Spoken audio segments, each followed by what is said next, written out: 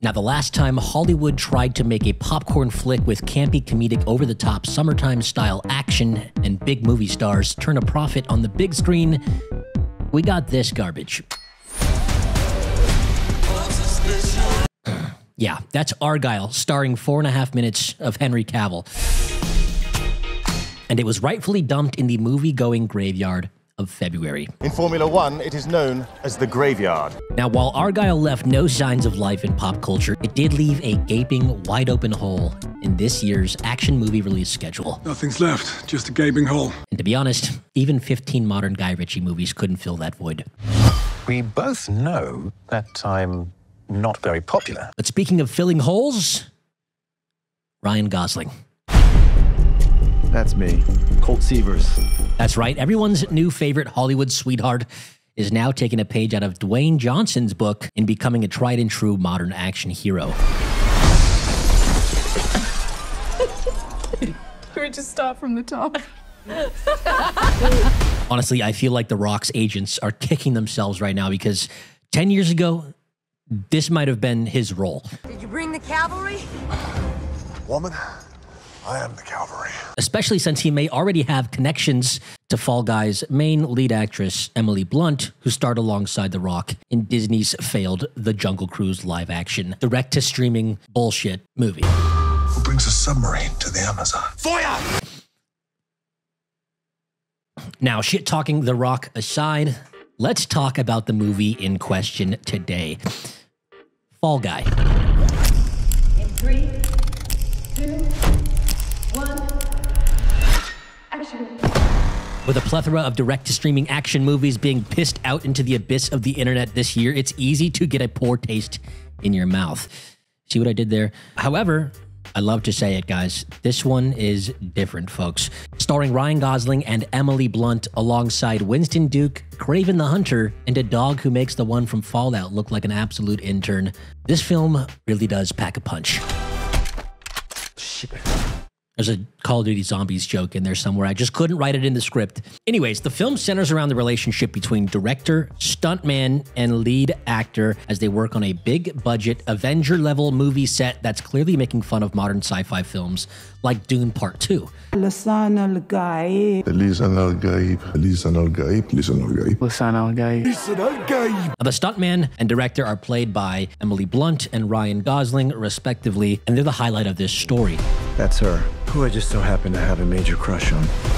We need to keep it super profesh. Cool. Do you want to make out? Nope. Now, this relationship being the crutch and the driving force of this story, it needed to feel natural for this film to strike a chord emotionally. And to my surprise, Hollywood got it right. I mean, who am I kidding, though? I feel like Ryan Gosling could have chemistry with a literal wooden plank, which Emily Blunt is the furthest she could be from wooden. In this film, she's actually fantastic. Slap the shit out of you. I really could. Her character's quick wit sometimes even surpasses that of Gosling's character while perfectly matching his deadpan yet playful humor, which is probably played up as much as we've ever seen it in from Gosling in this film. Very enjoyable humor. Dude, he's a chef's kiss, okay? Chef's kiss. Sounds like he's channeling Gordon Ramsay. This is an on-screen pairing that honestly I felt could have been very one-sided, but I dare say it worked almost as well as Jim and Pam from The Office. All I know is that if I was John Krasinski, I'd be second-guessing myself constantly throughout the premiere of this film because Gosling and Blunt are a true natural pairing on screen. I can't say it enough. Now, let's talk about this third character in question, guys, the lead actor in this film universe's very own film set. The star of the movie. Tom Raider. And this guy is played by everyone's least favorite version of Kraven the Hunter, even though the film hasn't come out yet. Our very own kick-ass himself, Aaron Taylor Johnson. Oh, no, I'm just standing around, you know.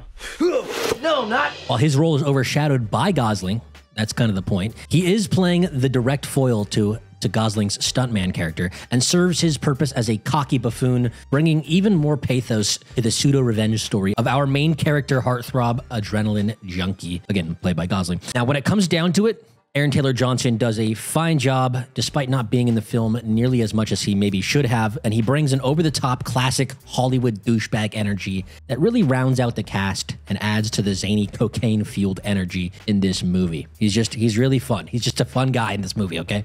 Now, the real standout surprise for me in this film was, yes, the dog, but even better than a dog, we got Winston Duke. Okay, this guy's one of my favorite parts of movies like Us and Black Panther, and anything he touches for me, especially side characters, turns to gold. He's always bringing a levity to the films that he's in that is unmatched, and I just look forward to seeing him in anything. He brings this buddy cop element to the story that fits right in with the tone set by Gosling and the director, and in my opinion, he pushes the entertainment factor in every scene he's in to another level. He's a good guy. His character is used heavily to make these Hollywood movie lover themed jokes that really, they feel very meta, and they nearly break the fourth wall at times. Now, speaking of breaking the fourth wall, the humor in this movie is both its greatest feature and a little bit of its fatal flaw as well. Yes, this movie's not perfect. Now, while this movie serves up entertainment left and right, it does lack a certain level of, let's say, verisimilitude, okay, believability, living in this world that's supposed to be real. It's a heightened reality, so take it with a grain of salt, all right? It's sometimes reaching near Austin Power levels of contrivances and plot at times, while never going fully into that kind of level of comedic satire, although it is a satire, okay? Had the film taken itself more seriously, though, with the script, it may have not been able to get away with this style of storytelling. The fourth wall meta comedy and humor, over-the-top action, the film not taking itself seriously really serves to distract you from the fact that some of these scenarios we find our main characters in are just utterly ridiculous, often downright impossible. There's a scene towards the end, I'm not going to spoil it, but something happens on set, everybody goes crazy, and all of a sudden it's like one army versus another army.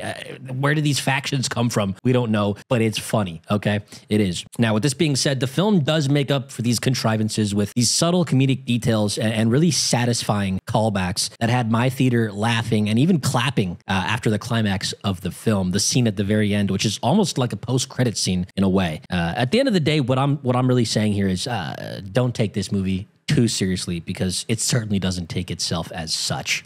It's not what I'm into right now. Making out? Yeah. What are you into? Talking. Yeah. Now, what this film does take seriously, however, is the action. I mean, there's plenty of it. And being a film about a stuntman directed by a former stuntman, David Leitch, who also directed Deadpool 2, I believe, and some of the John Wick action. I'm sure that's correct. Hopefully. The action needed to show up and be impressive. And honestly, it did. The action showed up for me. There's possibly the most interesting fight scene of the entire year about 1/3 of the way into this film when our character gets in a scuffle in a nightclub. Now, with no spoilers, really, I'm just going to say this. It's like Batman meets LSD. This is insane, man. Uh-huh. I couldn't believe what I was seeing. I was incredibly satisfied by this specific scene. It's no doubt the most innovative and satisfying action scene in the movie, if not of the year, even though it's kind of a simple scene. Just the idea, the concept behind it, the execution, the quick, you feel every punch, you know what's happening, the camera's not shaking too much. It's really well choreographed, really well filmed. Just feels good to see that kind of action on the screen. It reminded me of action from Deadpool or John Wick or The Batman. It had that kind of visceral feel at times, which was really satisfying, really impressive to see out of a film that honestly doesn't take itself too seriously. It's kind of a nice little golden nugget in the film. I never forget a fist. I don't mean it like that. Now, there's plenty of more to be had with this classic bombastic Hollywood action movie, especially with the ending. We have to talk about that. I'm not going to spoil it, but it does end up wrapping things up in a really predictable manner. But honestly, being the satire and the commentary on the industry as it is with action films, it kind of makes sense to go with this traditional ending, classic Hollywood summertime feel-good action climax. Action, action, action, action. I can't say that enough. And who doesn't love getting a day and saving the girl? Or is it the other way around? Not sure. Anyways, in a spoiler-free way, I'm telling you that you should probably get down to your local theater with a group of friends, family, or yourself, all right? I went by myself. And, oh, I almost forgot. The dog is amazing. But what I'm saying, guys, is go give this a watch. That's all I have to say about that. This has been Stark Cinema. Have a nice day, and I'll see you next time. I love you 3000.